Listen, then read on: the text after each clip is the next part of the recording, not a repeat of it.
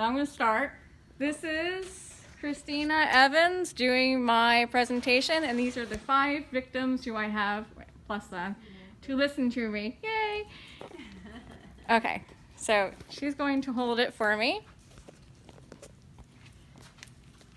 Alright, so Christina Evans, speech class. This is a commemoratory speech regarding Dwayne Johnson. This is my outline. So I am commemorating Dwayne Johnson because I have followed his career since I was probably 5 or 10 and he was a pro wrestler, and now he's grown into a mega celebrity. So first thing I was going to tell you about where Dwayne grew up, some of his career, and some of the reasons why specifically him is why I like him. So Dwayne Johnson grew up in California. His mom was Alta and dad was Peter. Dad was in the pro wrestling circuit for the Pan American, so that's like the Hawaiian island area. He was a pro wrestler as well as his grandfather was as well. He grew up with a lot of financial hardship. They had cars repossessed. Yeah.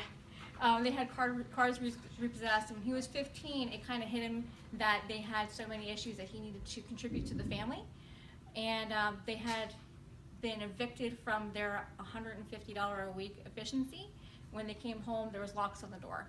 So that was about the time that he was just starting to want to contribute. However, he went about it the wrong way. He got arrested for theft because at the time he was growing up in Hawaii, they had a lot of money coming in. So they had designer bags and clothes and whatnot. He and his friends would go and steal it and then resell it for money. So when he got arrested, that was about the time that he said, okay, I need to figure out what I can control. And so he turned to the heritage that he had, which is the male figures in his life. And they were both wrestlers and they controlled their bodies. They trained their bodies. So he started weightlifting and training his body. So then he went on to being involved in football accidentally because he was in high school and had a big chip on his shoulder and went to the lunchroom that wasn't, he went to the teacher's lounge and started using the bathroom there and washing his hands there, and the coach of football walked in and said, hey, you can't be here.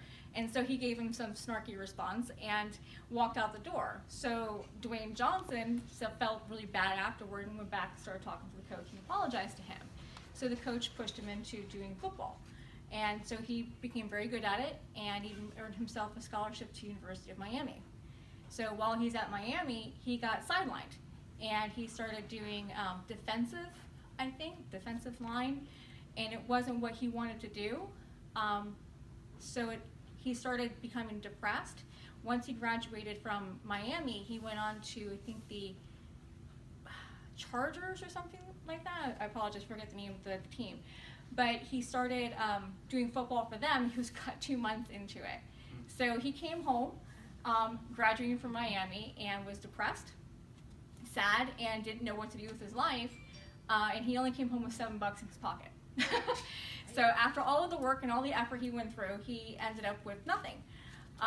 So he went to pro wrestling. He begged his father to train him, and so his father went on to start training him about pro wrestling and acting in that, the storylines and whatnot. And he went on to become The Rock. So he gained a lot of his fame that way, and he built up his fan base. So then he got a breakout role into movies with the Scorpion. And it was kind of an odd role, but it was good enough for him because a lot of the wrestlers that come from pro wrestling into movies, they really kind of keep the same persona as like, the Hulk or something like that, for his name, Hulk Hogan. So they go on to just kind of keep the same wrestling persona, but never really transition into being their own identity in the movie theaters. So he actually did, and where am I at? So he later on started with $7 production, because that's all he came home with, and he started helping movies produce, and he went on to be a $2 billion highest earning actor, and as well as being sponsored by Under Armour and having his own clothing line now. He's also sponsored with Ford Tires, if you saw him holding the tires in the commercial, and as well as having 54 million followers on Instagram.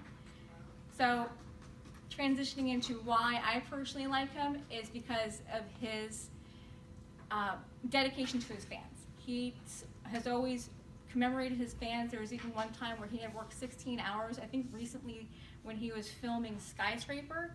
There was a guy who stood out there for 3 days holding an enormous face of Dwayne Johnson, and the security told him, hey, there's a guy standing out there waiting for you, just want to let you know in case you didn't want to talk to him, and he did.